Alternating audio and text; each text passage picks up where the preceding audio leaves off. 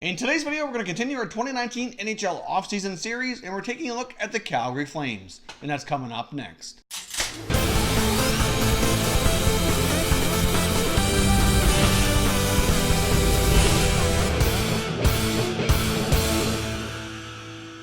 Welcome back to Top Shelf Hockey. If you're new to the channel, thanks for stopping by. We review and discuss all 31 NHL teams, so if you're a huge hockey fan, consider subscribing and clicking the bell so you don't miss anything. So welcome back to the 2019 NHL offseason plan series. If you're new to this series, we basically break these videos down into 3 segments. Segment 1, we're going to take a look at the 18-19 season, do a recap on all the important team and player statistics, as well as take a look at any changes or trades that the team made throughout the year. In the second segment, we're going to look at the salary cap situation they have to deal with for this summer, any pending UFAs, RFAs, or any contracts that have to be looked after. And then thirdly, we're going to discuss what moves this team needs to make to be even better and more competitive for next season.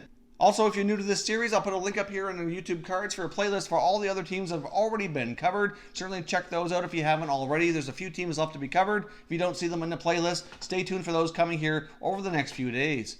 Now let's jump into the 18-19 season recap for the Calgary Flames. So the Calgary Flames, as we all know by now, had a terrific 18-19 season, finished in first place in the Pacific Division, top seed in the Western Conference, finished with a record of 50-25-7, but ultimately had playoff failure, losing in the first round to the upstart Colorado Avalanche. Now, of course, the Flames weren't the only division winners to go down. All 4 division winners went down in round 1 this year. A little bit of an anomaly. Seems to be the year of the underdog in the playoffs, but at the same time, when we say really anybody can win and the matchups are incredibly close, that hasn't been any more true than it is today. Taking a look at some of the key team statistics for the Flames, looking at special teams, which was not an area of strength for the Flames in my opinion. They were okay, but not great at all. Power play was 19.3% for 18th best. Considering what they can put out there in the power play, I do expect better results than that. The PK was 79.7% for 21st best, so again, okay, but not fantastic. Considering their lack of power play goals, their goals for overall were really solid. They put up 289 goals, the second highest scoring team in the NHL. So they certainly had no problem putting the puck in the net. And overall team defense was actually pretty solid as well. Even though the penalty kill was 21st on 5-on-5 and even strength play, they were certainly pretty solid, only giving up 227 goals for 9th best in the NHL. Now let's take a look at some of the key individual players for this team from the 18-19 season, including their goalies and top scorers. Now, the goaltending situation was split fairly even this year between David Rittich and Mike Smith. We saw David Rittich go with a record of 27-9-5, a .911 save percentage, and a 2.61 goals against average. This came largely off Mike Smith struggling early in the year, although he did bounce back, and I will say he was better later into the season. He finished with a record of 23-16-2, but he only had an .898 save percentage, which isn't great at all, and a 2.72 goals against average. So Mike Smith certainly didn't have a great year. So we'll see what the future holds for him. Both these goalies are going to be discussed here in segment 2 when it comes to upcoming contracts. Looking at their top scorers for the past year, Johnny Gaudreau, Johnny Hockey, had 99 points, just missed his Clipson 100-point plateau. His buddy Sean Monahan had another solid year, putting up 82 points. Elias Lindholm had a terrific year in his first year at the Flames, playing a lot with Gaudreau and Monahan, put up 78 points.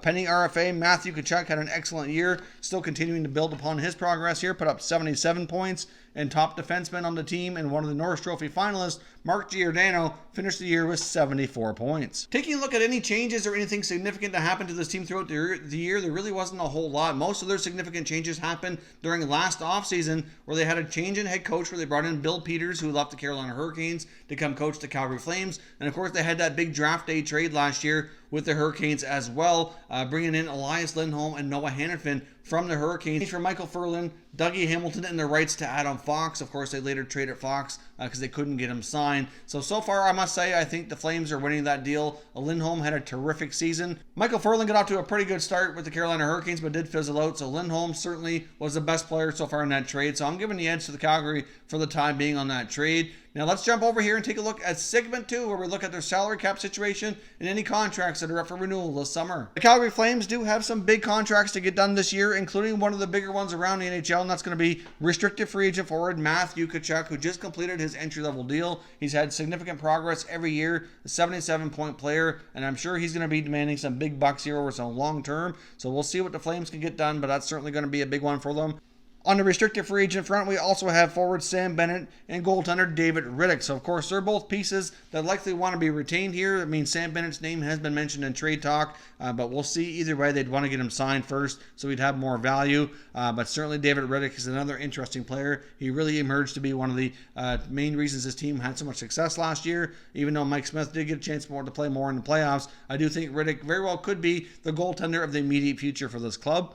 Looking at their list of unrestricted free agents is other goalie Mike Smith, who we just talked about here. I'm not sure if Smith at his age will return or not. It's certainly debatable. If it were me, I'd probably run with Rittich as the starter. I might consider bringing back Mike Smith as the backup, but it's really tough to say how that goes. But he is a pending unrestricted free agent here. Of course, they also have some other guys who may or may not return, including Garnet Hathaway, Dalton Prout, and Oscar Fantenberg. Now, the Calgary Flames for next year have 19 contracts already in place for their NHL club, totaling $68.5 million, which gives them $14.45 million in salary cap space. Out of that space they have available, considering the sizable contract coming for Matthew Tkachuk, and obviously Bennett and Rittich are likely going to be getting raises as well, that's not going to give them a whole lot of flexibility there, to be honest. The Flames likely do need to shed some salary in some ways that we'll get into here coming up in the next segment. The Flames have $14.45 million in space, but with the players they have to sign, that really doesn't give them a whole lot of wiggle room here, in my opinion. So let's a prime segue here to get over to the third segment, where we discuss what does this team need to do to get better for next year. Obviously, their regular season was fantastic. The big question is, did they overachieve? Can they duplicate this result but have more playoff success? What was missing in the playoffs that caused the Flames to go down to defeat here to the Colorado Avalanche? I do think they have some big questions, and a lot of that's going to come between their goaltending as well as their blue line. Obviously, both goalies, Rittich and Smith, are free agents. Of course, Rittich is restricted, so they can hang on to him a little bit easier, and I do see him getting a contract done here with the Flames. I do think it's debatable on Mike Smith. Personally, if it were me, I think I'd go in a different direction. I mean, this past year, he really wasn't all that great, very inconsistent, and he's getting up there in years. I tried to find another younger option if I could. Many of their other younger goalies in the system, though, have really struggled to find consistency and develop properly. I mean, they've got John Gillies, they've got Tyler Parsons, they got Mason McDonald. All these guys, when they were drafted, had tons of promise, tons of potential. Many appeared like they could be the goalie of the future. And even though many of them now have been in the system for at least a few years, none of them are really looking like they're, really NHL ready, at least on a consistent basis. I mean, Gillies could be a call-up option, but even looking at his American Hockey League numbers last year, they really weren't all that impressive. So I guess we'll see how the Flames decide to handle their goaltending, but how they decide to go about that will certainly have a major impact next year. But personally, I do have confidence in Rittich being the starter should they decide to go down that direction. There's been a lot of talk about them making some trades and maybe shaking up their blue line. We've seen names like Travis Hamonic or TJ Brody likely could be on the move. Neither one of them have a lot of term left on their contract, and they very well could be traded in order to free up salary cap space to sign restricted free agent forward Matthew Tkachuk. And signing Tkachuk is going to be a major top priority for this team. He's proven to be an extremely valuable player for them in their top six forward group. Putting up 77 points last year. He's certainly earned himself a longer-term deal worth some fairly substantial money here. So I do think that they likely would like to move out some other salary here. But when you look at Tkachuk and the other players they have to sign, they don't want to be too tight to the cap, so they have some flexibility. And they also have some younger defensemen who need more playing time, like your Valimaki, Anderson, etc. So in order to get them more playing time, move out a veteran, save some money, get the youngsters some playing time, and kind of makes sense here all around. So I do expect them to trade a defenseman. More likely not bringing back a whole lot that's going to go on the roster right away. I think that whatever defenseman is traded very well could be traded for something for future, like a draft pick or prospects or something that's not going to go onto their NHL roster immediately. Of course, it was reported at the trade deadline that they were extremely close and thought they had acquired Jason Zucker from the Minnesota Wild. It wouldn't be a complete shocker to see them revisit that if he's not traded elsewhere here in the next little while. Of course, we've seen Zucker's name mentioned quite a bit with other clubs, including Minnesota, Vancouver, and others as well. He seems to be a player that's drawing a lot of interest. The Wild do seem pretty intent on trading him, and I can see the Flames maybe circling back. It was reported at the time that the rumored deal, at least, was going to be Michael Frolik and Sam Bennett going to the Wild in exchange for Zucker. And Frolik is certainly a player in the forward group that I could see possibly being traded this summer as well. So it wouldn't be a complete shocker to see that happen. I think Zucker would be an excellent fit within that group as well. Having a little bit more scoring up there is not really something that they have to have. They were the second highest scoring team in the NHL last year.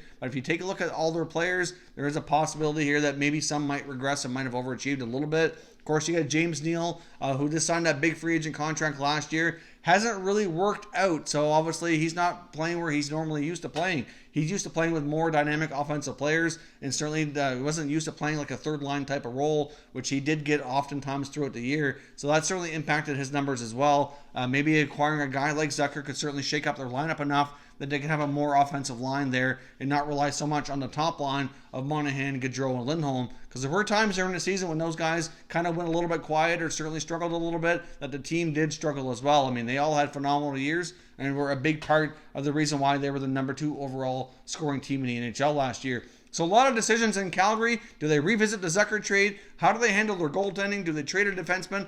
All kinds of questions, and those are my thoughts on how they handle it. But of course, I'd love to hear what you think as well. So certainly let me know your thoughts and opinions on the Flames. What moves are the most important ones that they need to make this summer? And can the Flames get back to the NHL playoffs next year again as a division winner, but yet have more success and make it deeper into the playoffs and actually have a shot at being a Stanley Cup contender? If you're new to the channel here, I hope you consider subscribing. We cover all 31 NHL teams, and there's plenty of content here for all hockey fans to enjoy. So if you're new, subscribe for more videos just like this one, and give this a thumbs up if you enjoyed it as well. I'd appreciate it if you did. As always, thank you for watching, and I will catch you next time.